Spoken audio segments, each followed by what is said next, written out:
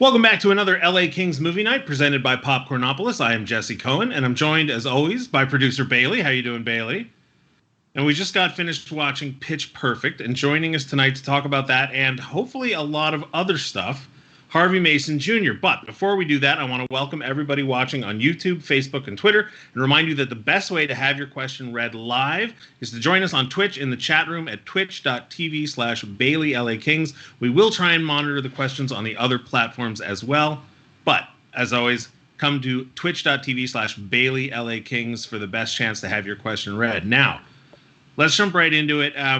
Harvey, ordinarily we would jump straight into the specific movie and start talking about how you got involved and everything, but I have a ton of questions, and I'm going to ask you to explain some of them to me like I'm 5 years old. I've always been fascinated with what a music producer does, because I'm sitting there and I'm thinking to myself, well, I know what a music producer does. He produces music, sure, but then I said, well, no, I actually don't know what a music producer does, so I'm going to do sort of a circuitous route to how you got involved with the movie, and first ask you, last week we spoke to Steve Howie, music producer equals the man, that's right, the guy behind the guy, as we say.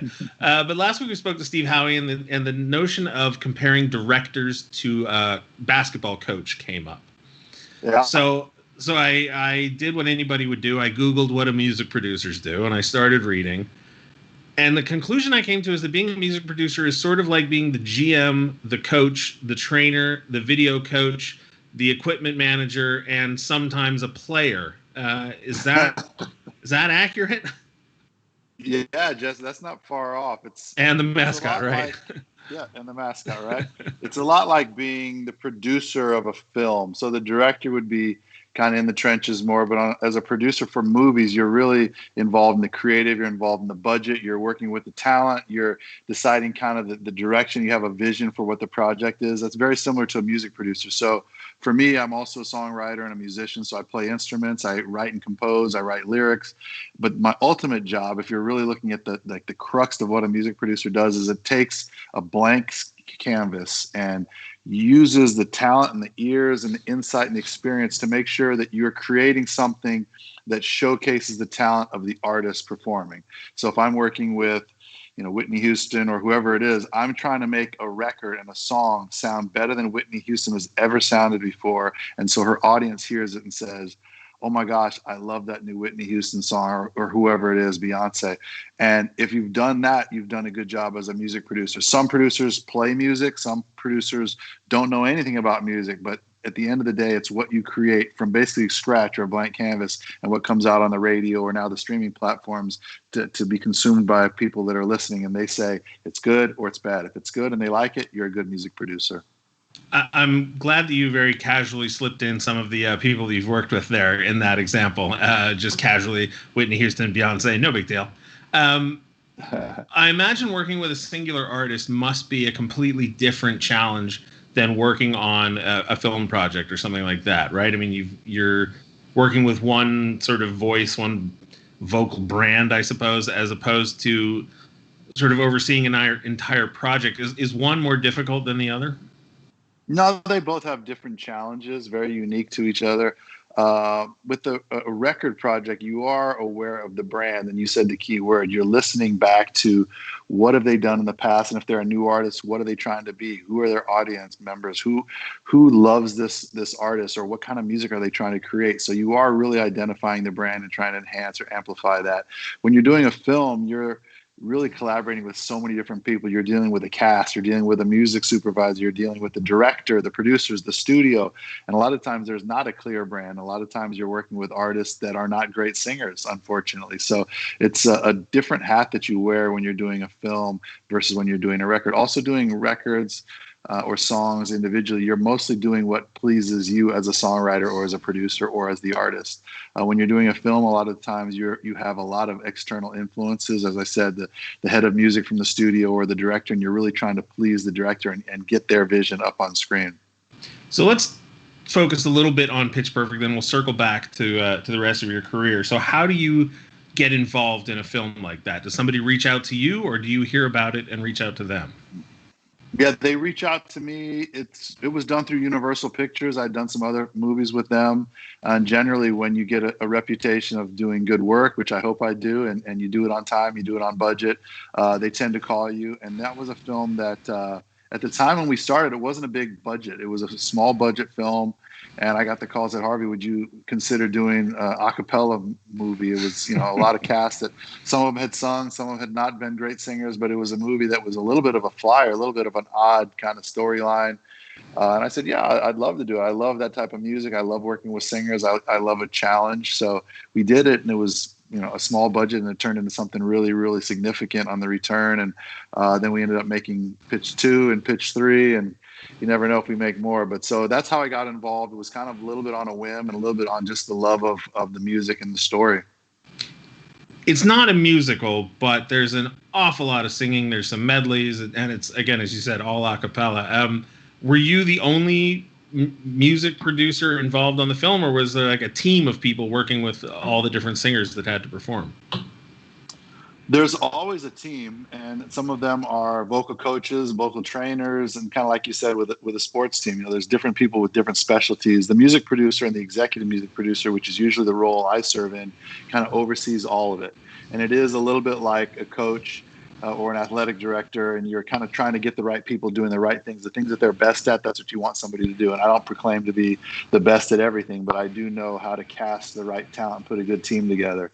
And on that note, I came up under some pretty darn good coaches, so I got a lot of good experience. I had my high school coach, John Gofrito, was amazing, all-time incredible legend in high school basketball. I'm so thankful that I played for him. And then Hall of Fame coach Lute Olson in college. So from those two guys, I really learned a lot about personalities, how to deal with people, how to interact with people, how to try and get the best out of people you work with. Those coaches, very different personalities, but they both, I think, really, really brought the best out of me. So that's what I try and do in my career and in my job, is bring the best out of the talent that I work with.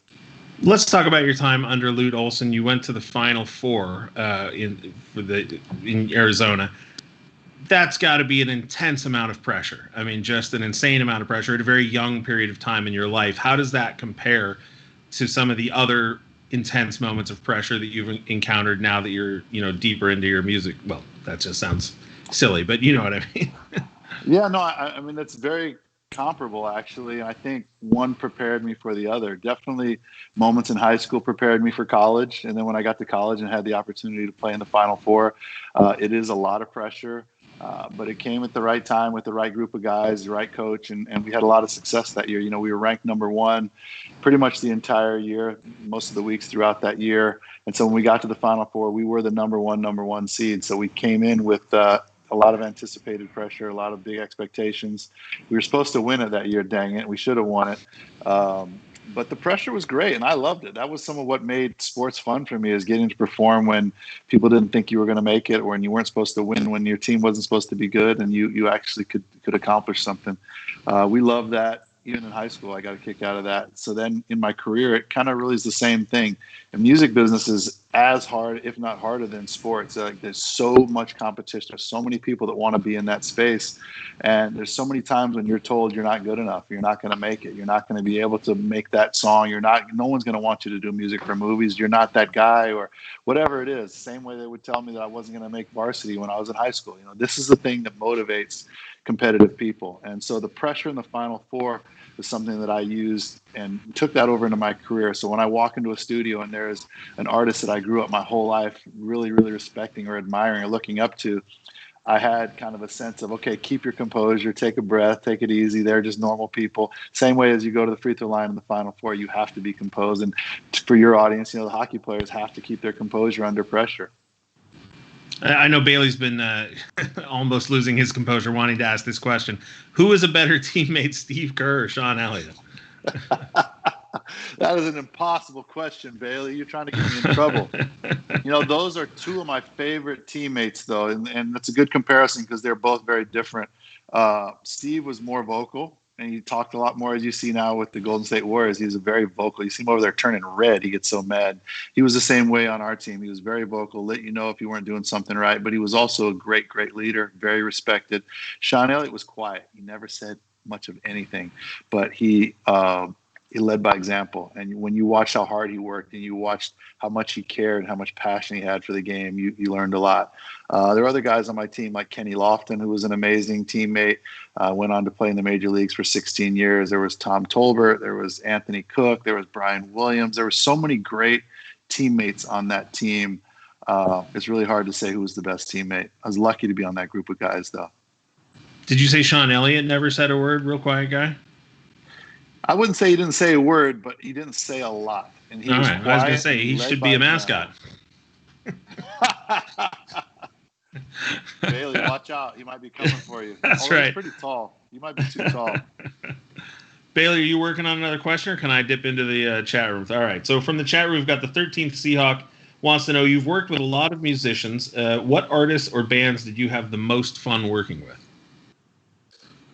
Oh, man. I really love working with new artists. So I had the chance to start out with some really cool artists early in their career. Chris Brown started with me when he was 14. I did pretty much every record with him up until the last few years. Justin Timberlake, same thing. I started with him on his first solo record. But I also maybe even enjoy working with people that I've listened to as a kid more. I got a chance, and I said Whitney Houston. I always loved Whitney's music as a young guy growing up and coming into the business, looking up to her and saying, man, if I could just work with her, that'd be amazing. Same with Michael Jackson. He was an idol my whole musical childhood, and getting a chance to work with him, that's probably one of the most thrilling experiences in my career. There's a few others, kind of weird random ones, Donna Summers, things like that, Shaka Khan.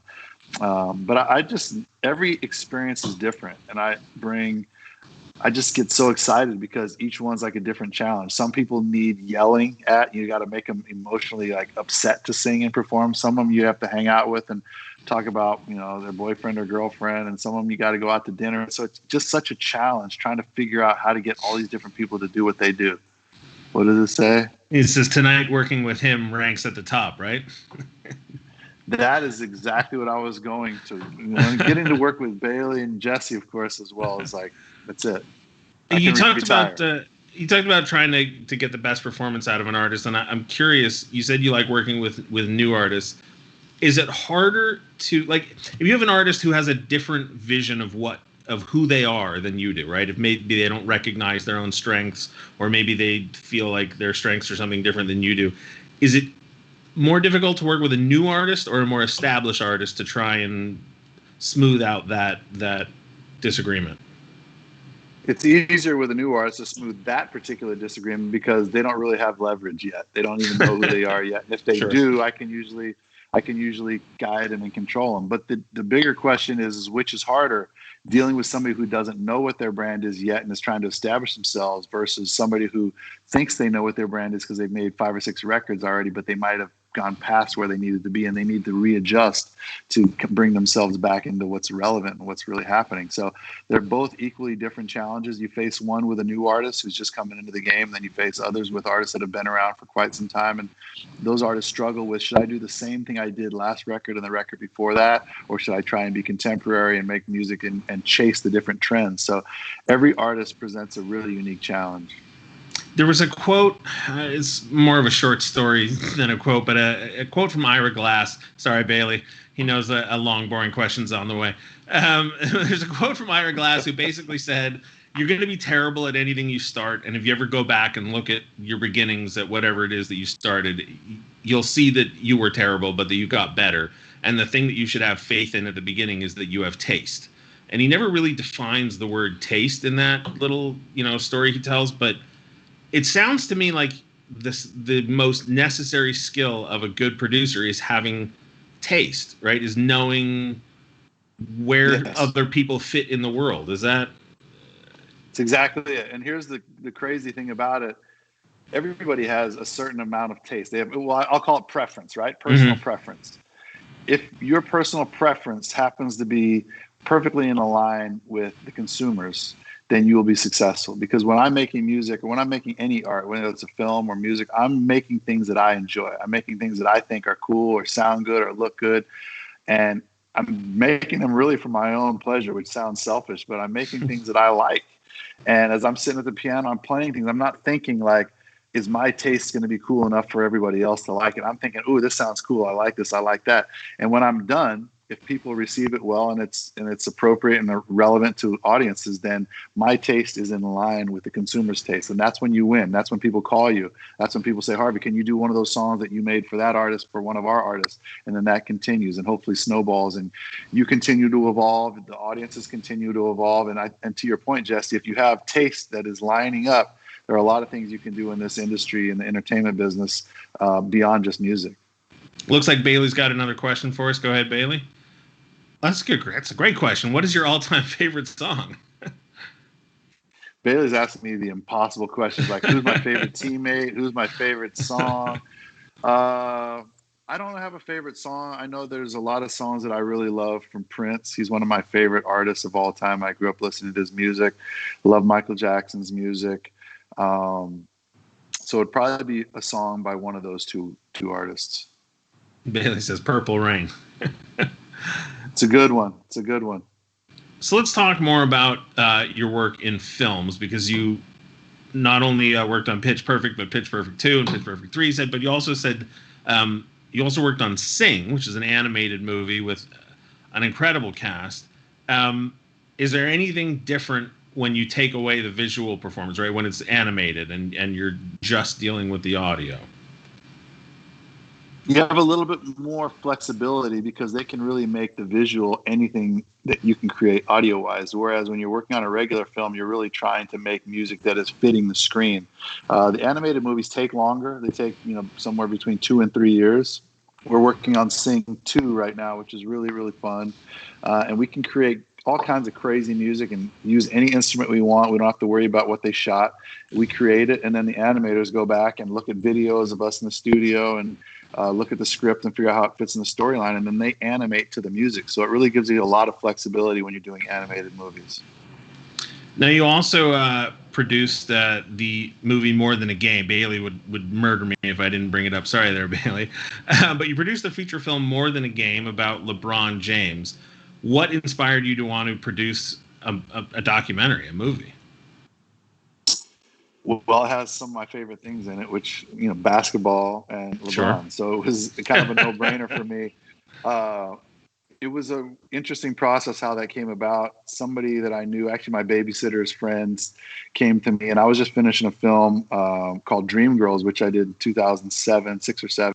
And so I was in the movie space a little bit, and this guy came to me and said, I have all this footage of this high school kid, LeBron James, who's now in the NBA. I think he'd been in the NBA a couple of years, so he was doing really well, but he wasn't like, crazy LeBron James yet. And I saw the footage, and I'm like, this is incredible. There's an amazing story here. So we just decided to make it into a documentary. And so we worked on it for about a year. And then I reached out to LeBron and brought him in as a partner. And we worked together to complete the movie for the last few months. Did some new interviews and put it out. And did a deal with Lionsgate after going to the festivals, and it was a great experience. And it continues to do well. It's More Than a Game. It's still on all the platforms every year around playoff time, or usually if LeBron does something crazy, then it goes back into the top 10 again. So hopefully it'll keep doing that. But Bailey also asked earlier, Jesse, when we weren't looking, when Sing 2 comes out. It comes out Christmas 2021, so not for a while. It's a long road. Bailey, looks like you've got a question loaded up for us. Back to playing at Arizona, who was the hardest player to guard? Bailey's just going to keep asking you tough questions about your time in Arizona. Toughest player to guard. Probably Sean Elliott, and I was matched up against him a lot. He was a 3, I was a 2, so we played some wing time together and against each other. Kenny Lofton was a point guard who I guarded a lot. He was very fast, faster than I was, and challenging to guard. And then we had a guy on our team named Brian Williams. In the NBA, he changed his name to Bison DeLay, and he was the most freakish athlete I think I ever played against. He was probably 6'11", almost 7 feet, had hands like the size of like 2 normal hands, and he was very fast. So I think that was one of the best basketball players I ever saw, and most athletic. So you've excelled in so many different arenas, and again, you so casually mention some of the biggest names in sports and music. I'm going to steal Bailey's question that he probably was waiting to ask about 10 minutes, 15 minutes from now. Who's the coolest person in your phone? Like, who's the person, if you opened up your phone, you could just stop the room and say, like, yeah, I got this person's phone number. No big deal. Oh, man. I've been really fortunate, and it's a strange life sometimes. It feels a little bit like Forrest Gump. You know, you're meeting people and you're just having these experiences. And you're like, oh, that was so cool. I'm so fortunate that I got to do that or meet this person. So it's really hard to say. I've been, interacting with some politicians and, people that, I really respected, and regardless of politics, like either side of the aisle, getting to hang out with the president is really kind of cool. And that's happened in my lifetime, which, is something I always dreamed about as a kid. So that's always fun to see in your phone. Or who else? Just superstar athletes and great artists and musicians. And I don't know. I don't have one that sticks out, but I definitely feel very, very lucky, very, very honored to have had some of the experiences and interactions that I've had over my life. It's weird. And then like movie stars are kind of cool sometimes too, because you see them for so many years on the screen, and then all of a sudden you start working with them, and then they're calling you and like, hey, it's me. What are you doing? And I'm like, yeah, that's weird. You're calling my phone. And then like, I just watched you on a movie last night. So that's always kind of cool too. Now, if I have this correctly, you are currently serving as the interim president of the Recording Academy. Is that correct? I am. Yeah. I add that onto the list of crazy things to do. Well, I bring it up because you mentioned politicians. I'm wondering if you have any, like now that you're getting into, a different phase of the industry, I'm wondering if you have any ambitions towards politics, I guess. No, I don't. I probably have way too many skeletons to get into politics. I was involved in the academy because we do really great work around the music community and giving back to the community, education, advocacy, and other things that the academy provides. So I became a member, and then I ran for office, and then I was elected chair of the board. And then we had a fallout with our CEO. So I was instituted as the president and CEO about 6 months ago. And I felt it was important to do it. And I felt it was the right time for me to do it, to have a real music person running that organization. We haven't really had that in a long time. I'm still, in the trenches every day, making and creating music and working with creatives in the field. So to be able to lead that organization, I think is the right time for me. It was getting us through a really rough period. The COVID and this coronavirus has really basically decimated the music industry. We started a fund that raised money to give back to the music community. So far, we've raised over $20 million that has gone back to the music community, people who need help, paying rent, buying groceries, getting medical care, things like that. So that's something I'm really proud of. And then we've also been in DC fighting and advocating for music creators' rights to make sure that we're protected in some of these stimulus packages. A lot of people aren't looking out for, artists or musicians or people who work in ancillary businesses around the arts. So I'm very proud of the work we're doing there. And then education, music education now is maybe more important than ever.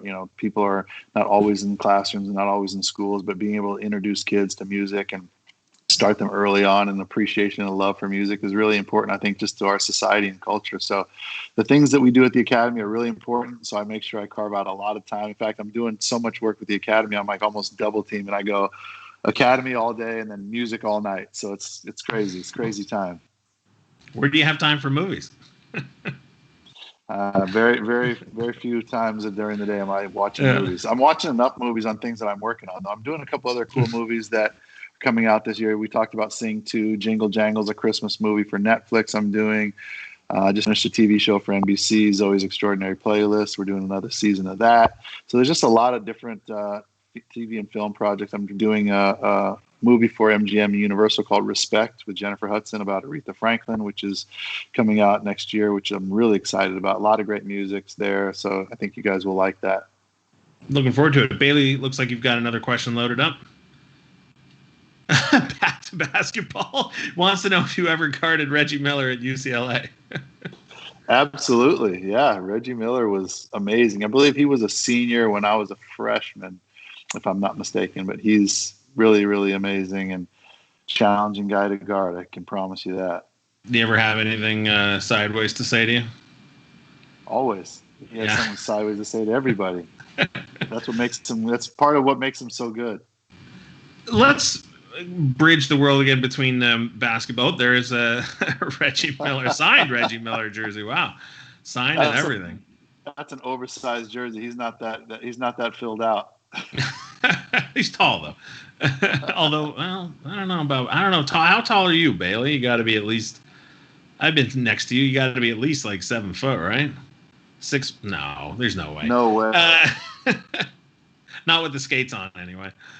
Um, so basketball, obviously, you're playing for a team. You get to know players. You establish these sort of communities in the music world. And correct me if I'm wrong, but I've been sort of obsessed with the idea that there's this cabal of Swedish music producers who are just out there. Nobody, I want to say nobody, but people in the music industry obviously know who they are. But I would imagine that the people who buy up all of Taylor Swift's albums have no idea who they are. Is the world of producing as competitive as the world of, let's say, college basketball, where there are teams and there are alliances and there are people competing for different jobs and gigs and you know, would you say something that Reggie Miller might say to you to a competitive producer? I would, for sure, but I'm very competitive. A lot of producers didn't come up in sports. I grew up playing sports. I grew up with that mentality, like, you win or you lose, and somebody else is going to beat you if you're not working hard, if you're not sacrificing, and you're not like dedicated to what you're doing. Someone else is going to do that. So I come from a very, very competitive background, and I've brought that into how I make music. There is a group and a few cliques of different producers. The Swedes are dominant. They're really talented, very sharp, very smart guys. And there's one guy in particular named Max Martin, who is kind of the quarterback of all things Swede. And he's written more huge records than anyone on the planet at this point, I think. So there's always a mutual respect between high-level producers, for sure. And you wouldn't talk trash to LeBron if you're Reggie Miller, and I think that's similar in music. You probably don't pop off to a lot of the other A-list producers, but you definitely compete, and you definitely want to win, and you want your songs to be recorded, and you would love it to be yours instead of someone else's. So there's that competition. I'm always sorry, Bailey. One more long dumb question from me. I'm always sort of fascinated by college basketball because it's the only sport I can think of where not reaching the final is listed as like an accomplishment to be proud of. And I hope I'm not being insulting when I phrase that, but like if a guy gets to the Final Four, it's like, hey, you made it to the Final Four. Whereas if the Kings made the conference finals and lost, I'd be like, oh, that's kind of stinks. But I mean, obviously a single elimination tournament and a much, much broader competition pool sort of lends itself to that. But I'm curious, is there an artist that you wanted to work with that somebody else got to work with, or is there a project that you wanted to participate in that you didn't get to that was like a bad beat in your career production wise? Probably, but I don't hold on to them very long. There's always something that I'm looking forward to doing or I'm aspiring to do, but I don't really dwell on it. If it doesn't happen, I generally, my philosophy, I don't know if it's the right one or the wrong one, but I tend to think it wasn't meant to be. And I don't mean that as a cop-out, but I just mean if I didn't do that job, I'm going to do this job over here. If I didn't use my creativity there, it's going to go into this bucket. So there's been times when I really was wanting to do something and it didn't happen, and the project turned out to be a huge success, and I was like, oh, I missed that one. And there's other times when there was something I really wanted to do. Just recently there was a film I was dying to do, a big musical, and I was pretty far down the road into doing it, and then they chose somebody else, and I was pretty bummed. And then it turned out to be a project I'm actually really glad that I had no part of. So it goes both ways. There you go. Do you think your background in basketball helped craft that attitude? Absolutely, because you miss one shot, you go down to the other end of the court. Coach Gofredo used to tell me all the time, you can't let your defense be dictated by your offense and how many shots you're making. You always have to play defense. So being able to brush things off and being able to focus on tasks at hand, things like that are all things you learn playing sports and playing basketball, not getting too emotionally high or too emotionally low. Those are all things that I learned through high school and college that have really served me well in my business. And I feel like I have a real distinct advantage over a lot of other people in my field, because most musicians, they don't have that in their background. They grew up maybe going to an arts high school, or maybe studying piano all their life or something like that. So they just don't have that, like that fire or that competitive spirit, and they also don't have a lot of the lessons that you learn by playing on a team and playing with another group of players and then playing for a coach and knowing what that interaction is like and that personal back and forth is like, and how to create bonds and how to push your teammates and how to receive criticism. Those are all things that are just invaluable to me and in my career, and have really shaped how I've been able to work as a creative person in this industry. You got to take it one game at a time, right? One shot at a time. Right, even better. All right, Bailey, I'm sorry I cut you off earlier. What do you got for us? Looks like we're going to... All right. There's no way you'd tell us what that... Oh, no, here we go. Go ahead, Bailey. Tough question. Oh, here we go. Sure. Can you talk about your role at the Grammys and the tragic events surrounding the passing of Kobe Bryant? You were placed in an incredibly difficult position. Yeah, so the passing of Kobe happened maybe an hour before the telecast of the 60-second Grammy show, and it was in your home, the Staples Center, Kobe's home, and that's where we have our Grammy show. So it was definitely a tenuous time. We didn't know what was going to happen. Was the crowd going to show up? And then there was supporters outside of Kobe showing up outside Staples, so it was really hard to kind of maneuver the crowd and get the artists and the talent into the building. So there was a lot of things happening, but ultimately we decided we needed to make it a respectful night. We need to remember Kobe and all the great things he accomplished personally, and the rest of the victims of that crash as well. So we did some special moments during the telecast to honor them. I think it came off respectfully, but we also did not want to completely ruin the night, because you got to remember the Grammy night is the biggest night of the year for our community, for musicians and artists, and so you don't want to spoil their big night either. So it was really a fine balance between those two sentiments in the audience. Did you know him personally? Sorry, Bailey says thank you for the job you did, and I'll second that. Thank you. Did you know him personally? I actually did not. I'd been around him a time or two, but we did not have a relationship. But I obviously respected him immensely and was a huge fan, and just always just loved how he played and his mentality, his attitude on the court. A lot of people said he was a tough teammate to play with, but he was a winner and he got things done and he did it the right way, in my opinion. So I'm always a fan and supporter.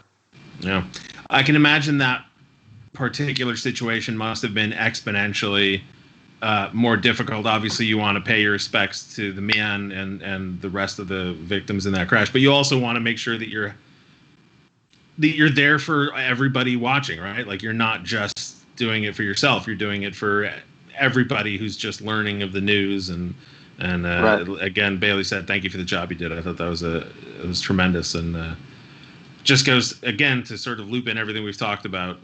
Shows your incredible taste and talent and ability to perform under pressure. There's no great way to transition to a sort of much less somber question, but from earlier in the chat group, and I hope I'm pronouncing this correctly, Jamie Lauren wants to know if you had a favorite mashup. And again, apologies for the shocking transition from the one subject to the other. Favorite mashup. I'm so bad at answering these favorite questions. I don't have a favorite mashup. I can't even remember all the mashups I've done. We did so many in Pitch, and we continue to do them every one of those movies. There's probably 20 mashups in each one of those movies. So I'm so sorry. I don't have a favorite. I love doing mashups, though. It's like a science project. You're trying to figure out how to get this song shoehorned into that song. You got to make the tempos match and the keys match and the vocals, and it's the craziest process ever. They take a long time to do, I can tell you that. It's like weeks of work, and you're trying to really tinker with it until you get it just right. So I do love a good mashup. Go ahead, Bailey. Your favorite mascot. Answer carefully. Don't say Gritty. There you go. Let's talk about.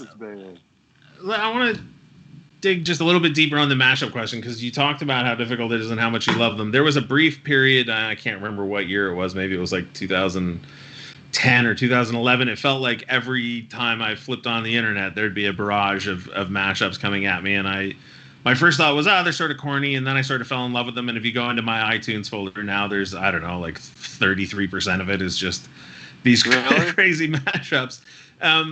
But then I found this website that'll tell you when a specific piece of a song is being sampled.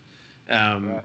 So I don't even really have an end in sight for this question, so I apologize to take you on this rambling trip, but I was watching the music video for Nobody Speak by Run the Jewels, and I really liked the sample, and then I saw it in I think it was a Chevy commercial.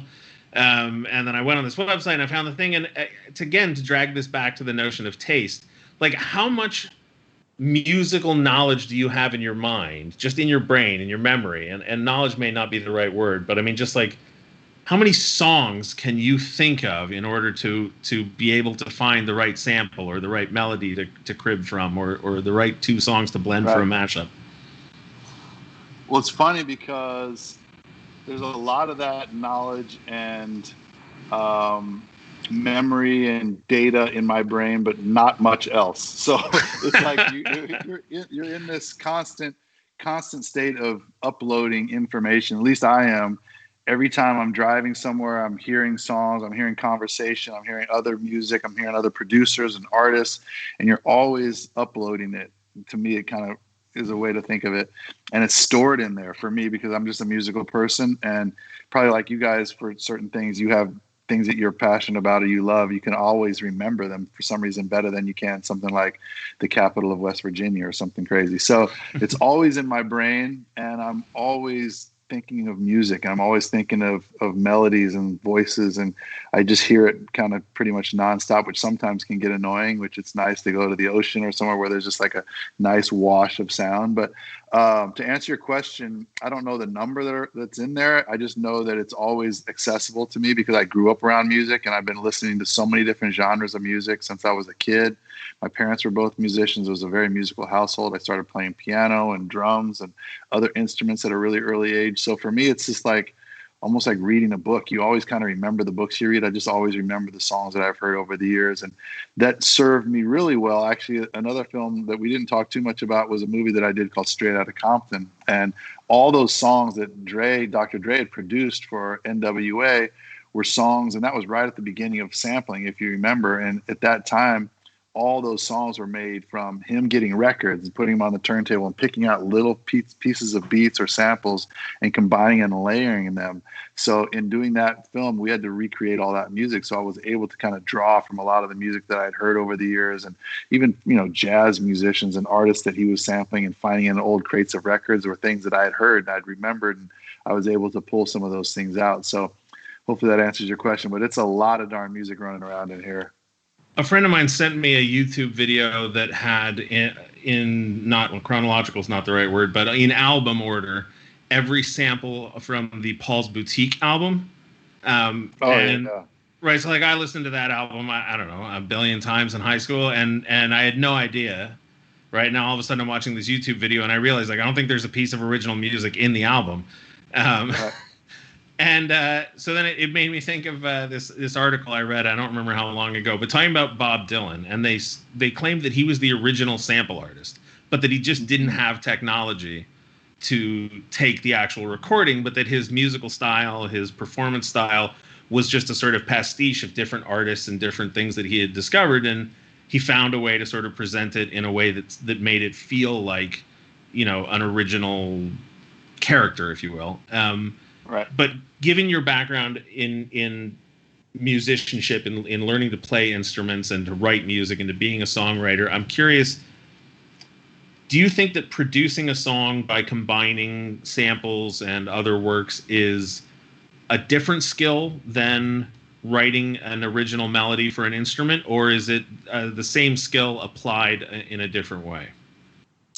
I think it's a different skill completely. I really do. I think the ability to create music from scratch and to come up with melody and chord progressions and lyrics is a very special and unique talent, but also an equally special is the talent to be able to see what's going to go well together. We talked a little bit about that's taste, really. It's about your personal style and your personal opinion of things. And someone who can combine samples together is, could be potentially considered a genius in my mind, because it really takes a finely tuned ear. It takes, a very high level of taste.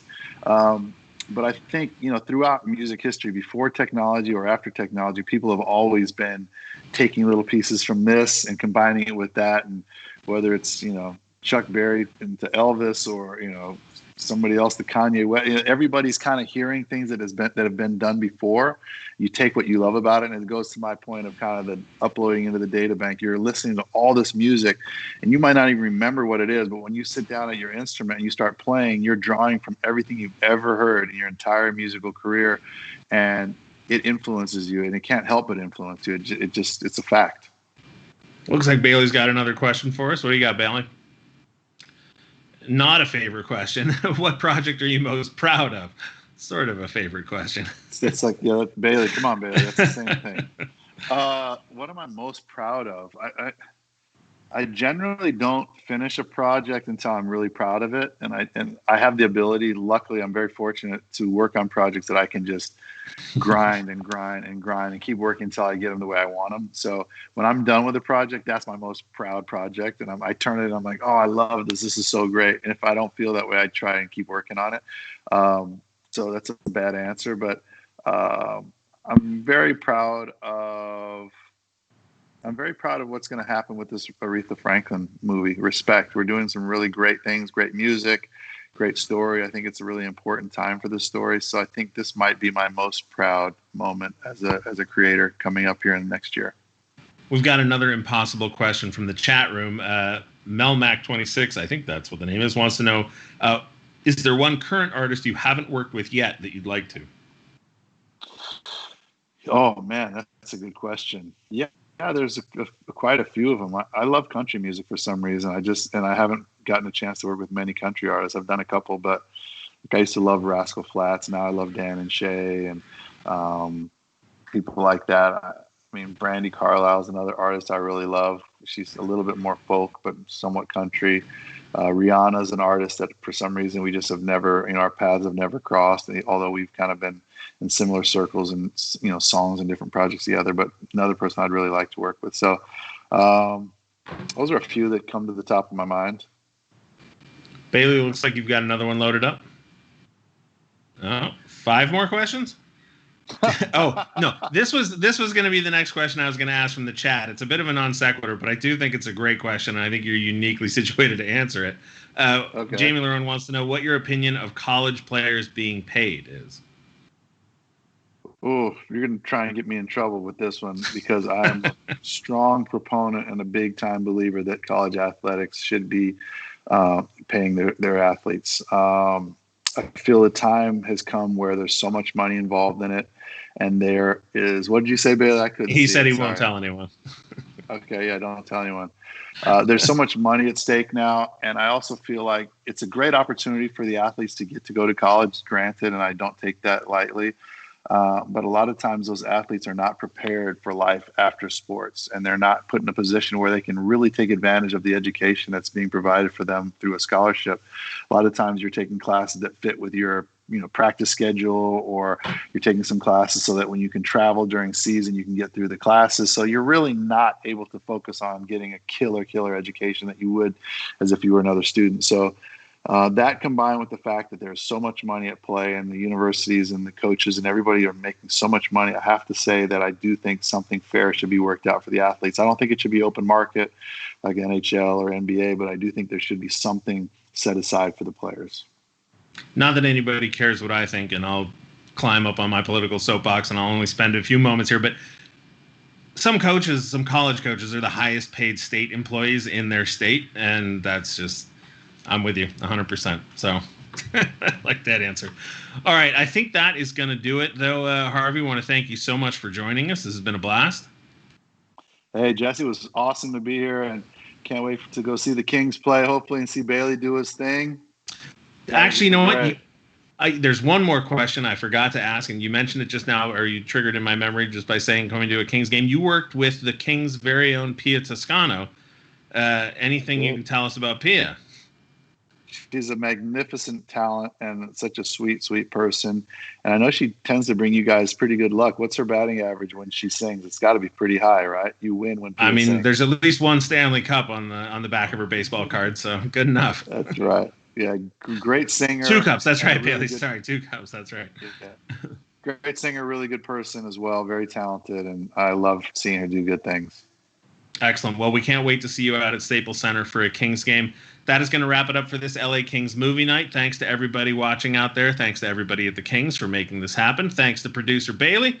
Thanks to Harvey Mason Jr. I am Jesse Cohen. We'll talk to you next week, guys.